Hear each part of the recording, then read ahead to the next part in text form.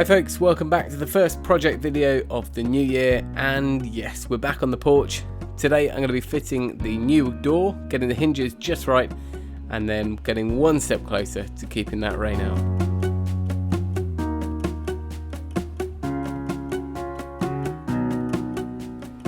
So if you remember, last month we managed to fit and cut the door and the frame so that everything was fitting nicely in the workshop. That meant I could work in the dry and also get everything ready to hang before it actually got installed. So in the workshop, the method I used was just a normal hammer and chisel on the frame side of things, but on the door, because it was flat, I was able to use a small palm router, trim router, and get that cut to the right depth and then tidy it up with a chisel, so I knew all my hinges were going to sit nice and flush with the top and also nice and snug. So when it comes to fitting any hardware really, but especially hinges, these self-centering bits work great and you end up with a perfectly centered hole. You're not relying on the dot of a pencil or centering your drill bit in there. And for the time being, I'm just going to drill 2 holes, so if we need to, we've got a bit of adjustment.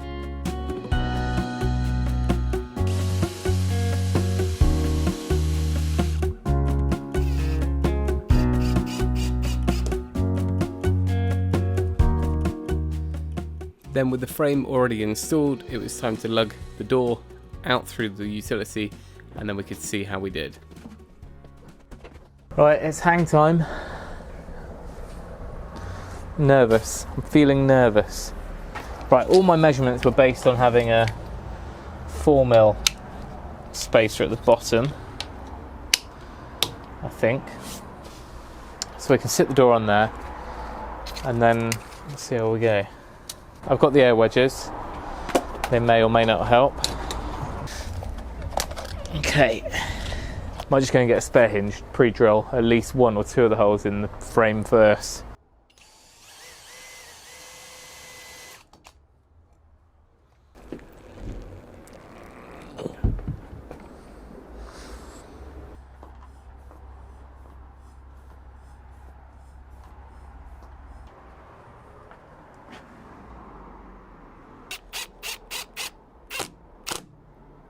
Well, that is a screw in each.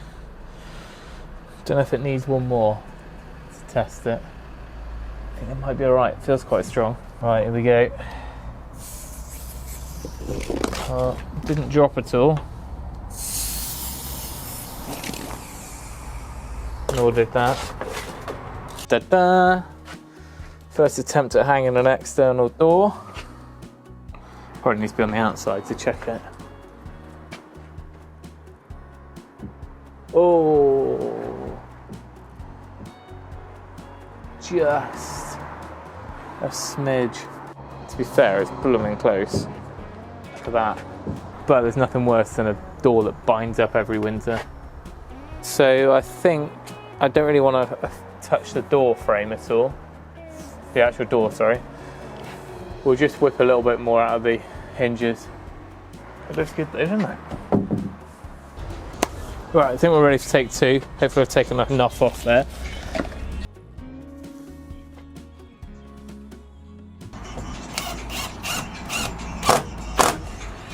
Now I know that I can pull those in a little bit more by the time I've got the 4 screws in there.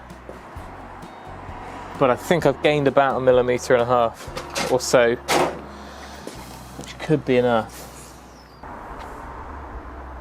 No, I don't know. I mean, it looks nice, but we all know how wooden doors behave. I think it's probably okay actually. This is an engineered door as well, which means it's probably a little bit more stable than a door that might expand more in the moisture. But that said, at that point there,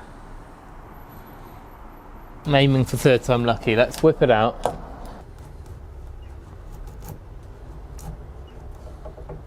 A little bit of the finish just in those fresh cuts.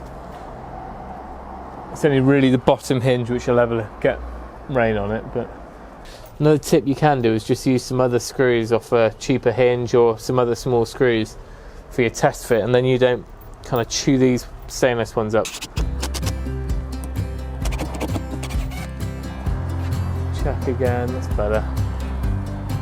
Yeah, just tightening up with a few extra screws is really kind of pulling it in all the way home. That's the wrong screw. Do.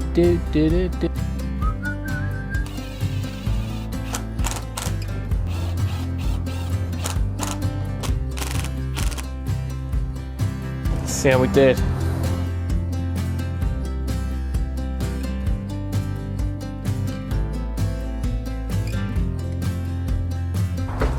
Alright, now this is the gear that came with the kit. I'm not against replacing this with something else if I don't think it's suitable.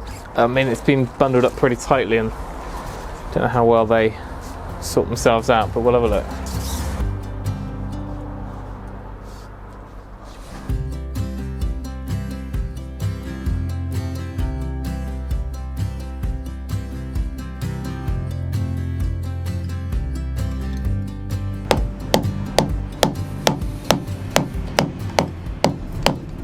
Back from the school run, and it's just started raining, so fortunately, because of our overhang, I've got away with it, but the door won't close at the moment because of this water bar.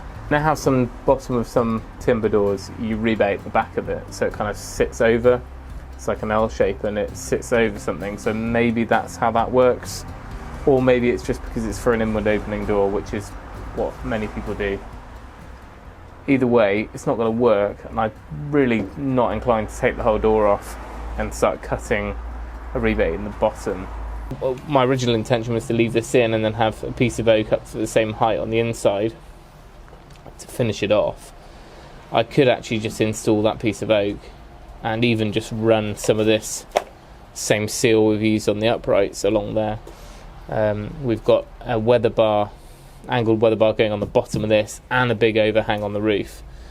There's very little chance of any issues at the bottom, but I don't know, I'll probably leave it for today and this video, so if you do have any advice down here, then let me know.